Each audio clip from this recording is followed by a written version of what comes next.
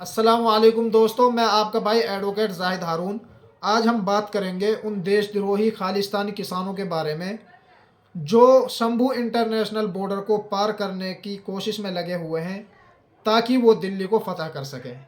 जी हाँ, Shambhu international border पर police और सरकार की तैयारी को देखते हुए ऐसा ही लगता है कि हरियाणा और पंजाब से किसान प्रोटेस्ट करने के लिए नहीं बल्कि पाकिस्तान से कुछ दुश्मन दिल्ली को फतह करने के लिए आ रहे हैं।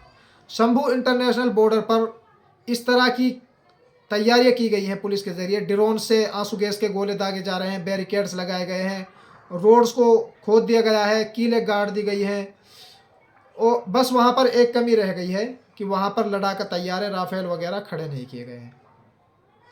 तो हम बात करेंगे कि किसानों का जो प्रोटेस्ट है, इस बार किसानों में इतना गुस्सा क्यों है और किसानों की डिमांड्स क्या हैं। क्योंकि जो सरकार ने 3 नए कानून बनाए थे कृषि को लेकर, वो तो सरकार ने वापस ले लिए थे, तो फिर किसान इस बार प्रोटेस्ट क्यों कर रहे हैं। तो जो हम बात करेंगे, क्या किसानों की जो डिमांड्स हैं वो जस्टिफाइड हैं, क्या किसानों को सरकार ने धोखा दिया है, क्या सरकार किसानों से डर रही है, और जो ये प्रोटेस्ट है इसका इम्पैक्ट क्या होगा आने वाले इलेक्शंस पर। तो सबसे पहले जो सरकार ने कानून बनाए थे, पिछली बार जो किसानों का प्रोटेस्ट था उसकी जो मुख्य डिमांड्स थी, उनमें कुछ डिमांड इस तरह की थी कि WTO से आप बाहर हो जाइए, जो किसान मारे गए हैं उनको आप कंपनसेशन दीजिए, लैंड ऑफ एक्विजिशन 2013 का जो बिल है उसमें आप रिफॉर्म्स कीजिए, और जो किसानों पर केसेस लगाए गए हैं आप उनको विड्रॉल कीजिए। ये ऐसे मुद्दे हैं जिन पर बैठकर बात की जा सकती है और जिनको आसानी से सुलझाया भी जा सकता है, और सरकार सुलझाने के लिए तैयार भी है। लेकिन जो मेन वजह है विवाद की, जिन पर सरकार ज़िद्दी रुख अपनाए हुए है, और जो बोन ऑफ कंटेंशन है इस प्रोटेस्ट की, जिसको किसान मनवाना चाहते हैं, जो उनकी मुख्य डिमांड्स हैं वो हैं MSP और फुल डेप्ट वेवर, किसानों की कर्ज माफ़ी, और तीसरा है स्वामीनाथन की रिपोर्ट। हम इनके बारे में डिटेल्स में बात करेंगे। सबसे पहले हम बात करते हैं MSP के बारे में। देखिए, MSP होती है मिनिमम सपोर्ट प्राइस, यानी कि सरकार को एक रेट तय करना पड़ेगा कि इससे नीचे कोई किसानों की फसल नहीं खरीद सकता औने पौने दामों में। होता क्या है कि किसान मंडी में अपना माल बेचने जाता है तो वहाँ पर जो आड़तिये होते हैं वो मनमर्जी रेट लगाते हैं, और किसान इस हालत में नहीं होते, इस कंडीशन में नहीं होते कि वो वहाँ पर बार्गेनिंग कर सकें। तो वो अपने पूरे साल की कमाई, पूरे साल की मेहनत कोड़ियों के दाम बेच देते हैं। तो किसानों की ये डिमांड्स है कि जो ये MSP है, अभी ये एक पॉलिसी है जिसको कभी भी चेंज किया जा सकता है, और अगर सरकार इस रेट पर किसानों की फसल नहीं खरीदती तो किसान कोर्ट नहीं जा सकते। तो किसानों की डिमांड ये है कि आप MSP को एक लीगल राइट बनाइए, इसको लॉ बनाइए, एक्ट लाइए। और जो पिछले प्रोटेस्ट में डिमांड थी, सरकार ने ये कहा था कि हम इस पर तेज़ी से काम करेंगे और इसको हम लीगल राइट्स बनाएंगे, लेकिन सरकार ने उसको नहीं बनाया। अब राहुल गांधी ने ये कहा है कि कांग्रेस की सरकार जब सत्ता में आएगी तो हम इसको लीगल राइट बनाएंगे। दूसरी बात जो है वो है किसानों की कर्ज माफ़ी की। अब हर कोई ये बोलने लग जाएगा कि भाई हमारा टैक्स का पैसा है तो किसी का भी कर्ज क्यों माफ़ किया जाए। ये तो सही बात है, लेकिन आपको पता होना चाहिए कि पिछले 10 सालों में सरकार ने 7,40,968 करोड़ रुपए का कर्ज माफ़ किया है। और जो न्यूज़ में और न्यूज़पेपर्स में हमें इस तरह लिखा जाता है कि सरकार ने राइट ऑफ किया है, क्योंकि इंग्लिश में अगर आप बोलोगे तो आपको ऐसा लगेगा कि सरकार की कोई पॉलिसी होगी, सरकार ने कुछ गलत काम नहीं किया। अगर आप हिंदी में आसान भाषा में इसको बोलें तो सरकार ने जो बड़े बड़े बिजनेसमैन हैं, अडानी अंबानी और इस तरह के जो लोग हैं, उनका 7 लाख करोड़ से ऊपर का जो कर्ज था वो माफ़ किया है, बगैर किसी प्रोटेस्ट के, बगैर किसी डिमांड के। तो ये सबसे बड़ा मेन मुद्दा है। तो जब आप उनका इतना कर्ज माफ़ कर सकते हैं तो किसानों का कर्ज क्यों माफ़ नहीं कर सकते। तो ये सबसे बड़ी विवाद की वजह है। अब तीसरा है स्वामीनाथन रिपोर्ट को लागू करना। देखिए, स्वामीनाथन को सरकार ने भारत रत्न दिया, बहुत अच्छी बात है, और वो इसके काबिल भी हैं। लेकिन उनकी जो सिफारिशें थी उनको ना तो कांग्रेस ने लागू किया था और ना बीजेपी ने लागू किया है। उसकी जो मेन सिफारिश थी स्वामीनाथन रिपोर्ट्स की, उसमें था कि जो एक्सटेंसिव लैंड है, एक्सटेंसिव लैंड रिफॉर्म्स किए जाएं।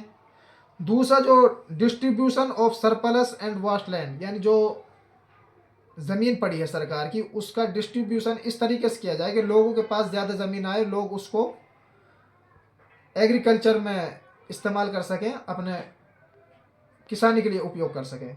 तीसरा, जो मेन उसकी रिपोर्ट है जिसको सरकार कभी भी लागू नहीं करना चाहेगी और करेगी भी नहीं, वो है bar on corporate to acquire agri और फॉरेस्ट लैंड। यानी कि किसी भी बिजनेसमैन को या कॉरपोरेशन को रोका जाए इस बात से कि जो एग्रीकल्चरल लैंड है या फिर जंगलात की जो जगह है उसको एक्वायर नहीं कर सकते। तो अब आप इस सरकार से ये उम्मीद करें कि ये सरकार इस तरह की रिपोर्ट्स को लागू करेगी, तो ये तो बेईमानी की बात होगी। और एक मेन इम्पोर्टेंट जो सिफारिश थी वो थी कि जो एमएसपी है उसको 50% बढ़ाया जाए। जो कॉस्ट लगती है फसल को तैयार करने में, उससे ऊपर 50% उस एमएसपी को बढ़ाया जाए। तो ये जो मुख्य डिमांड्स हैं ये हैं किसानों की, जिनको सरकार मानने के लिए तैयार नहीं है।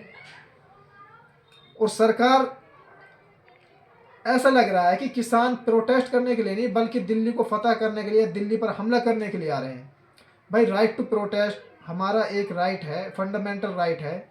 तो किसान क्यों प्रोटेस्ट नहीं कर सकते? क्यों दिल्ली नहीं जा सकते? क्या किसानों की दिल्ली नहीं है? क्या सिर्फ बिजनेसमैन्स की और अमीर लोगों की और जो ब्यूरोक्रेट्स इन लोगों की है? क्या किसानों का इस देश में प्रोटेस्ट करने का राइट छीन लिया गया है? हरियाणा में इस तरह की गुंडागर्दी और पुलिसगिरी की जा रही है कि जो लोग प्रोटेस्ट कर रहे हैं उनके घरों पर जाकर पुलिस धमकियां दे रही है कि तुम्हारे रिश्तेदारों की नौकरियां छीन ली जाएंगी, जो किसान प्रोटेस्ट कर रहे हैं उनका पासपोर्ट रद्द कर दिया जाएगा। मतलब ये हाल है इंडिया का, जो मदर ऑफ डेमोक्रेसी है।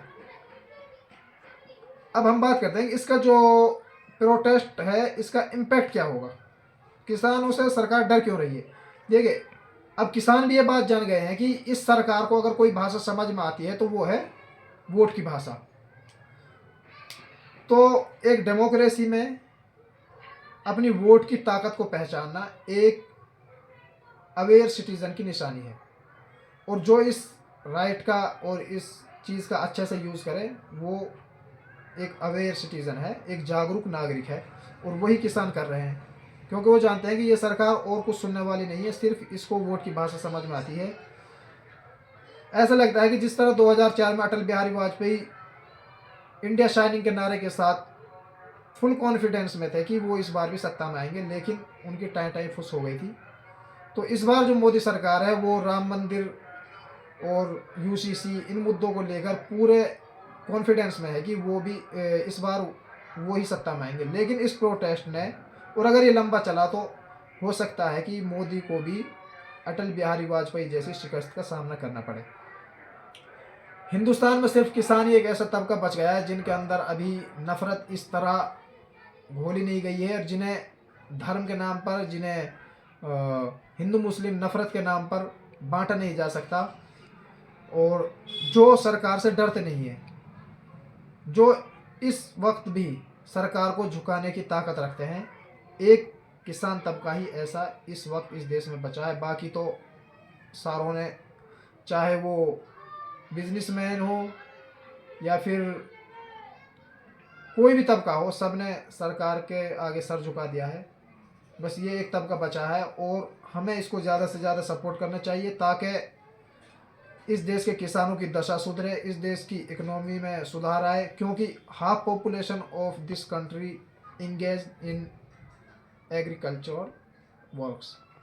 तो देश की डेमोक्रेसी को बचाने के लिए, देश में राइट टू प्रोटेस्ट को ज़िंदा रखने के लिए, किसानों की हालत सुधारने के लिए, देश की इकोनॉमी को बेहतर करने के लिए आप सबसे रिक्वेस्ट है कि आप प्लीज़ ज़्यादा से ज़्यादा किसानों को सपोर्ट करें, किसानों का साथ दें और हमारे इस चैनल को सब्सक्राइब करें। Thanks for watching.